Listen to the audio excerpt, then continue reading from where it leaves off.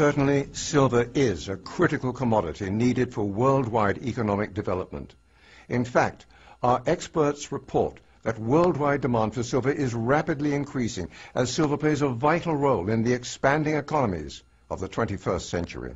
As president of the Silver Institute, I've gone to China as part of a major conference that the Silver Institute has had for the last 5 years in China.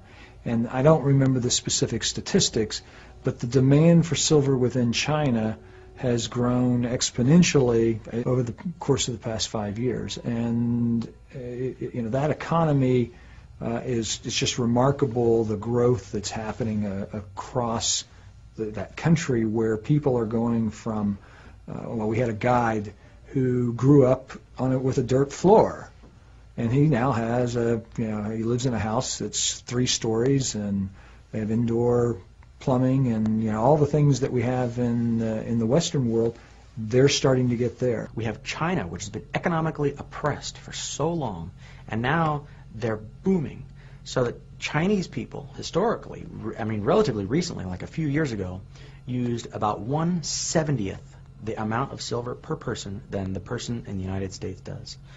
And if China begins to use 70 times more silver per person, industrial demand will about triple. And industrial land is already consuming more silver than we're mining today. Their emergence as a major manufacturing force with tremendous growth in industrial activity, huge infrastructure investment in China in things like railways, electric generation, all of this is very metal intensive, and with a huge also shift in the manufacturing activity for electronic products, even things like televisions, air conditioners. A great deal of this production now occurs in China, and microwave ovens, and you tend to use a lot of metals in all of these manufactured goods, and I think that really has propelled their importance in terms of the metal industry around the world. I am very, very much of the view that Asia growth in demand is just beginning. There's 1.3 billion Chinese. There's 1 billion Indians. There's 200 million in Indonesia. I mean, it's a vast source of demand for all metals, not just silver. And it's an economy basically that is moving from an agricultural economy to an industrial economy. Their consumption of most metals is a tiny fraction of what it is in North America. Even if they went to only 1/50th or 1/40th of our consumption per capita, that still represents a huge increase in demand pretty much across the board for silver, for gold, for lead, for zinc, for nickel, and so forth. When you consider that there are probably millions and millions and millions of people in China, they don't have refrigerators, they don't have air conditioners in their homes, they don't have a lot of things that we take for granted here in the United States. They don't have lighting, and as their standard of living rises, they want these products. It's going to make life more comfortable for them. And these are just everyday aspects of life, or aspects of everyday life that we deal with. And you look at what we've consumed here in this country, and it's not going to be any different in those countries if the standards of living continue to rise. And so, electric motors, cellular telephones, computers, water purification in China and India is probably more of an issue there than it has ever been here.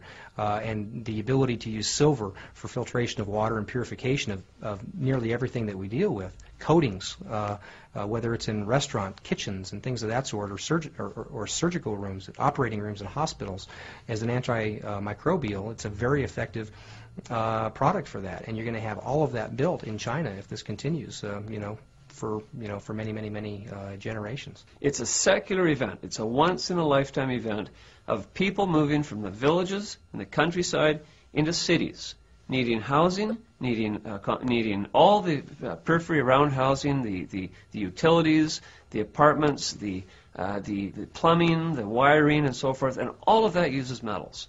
And it's not by any means over. There's a large new middle class in China, but they're still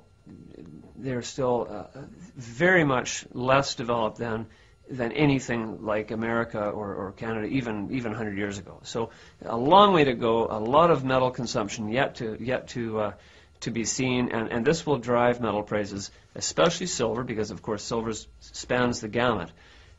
for a long time to come. I'm very bullish on all metals, particularly silver.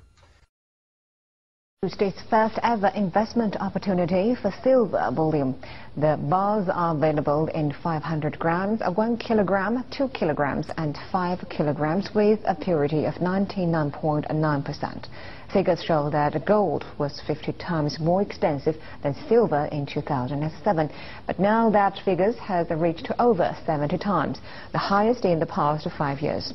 Analysts say that silver has been undervalued in recent years.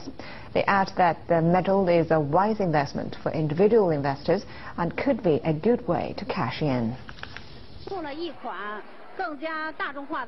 We are the first to offer silver bullion as an investment opportunity. The price for the first batch of the bullion is set very low, close to the cost of the raw material. The investment threshold is not high, and it is more suitable for the general public. Silver is much cheaper than gold.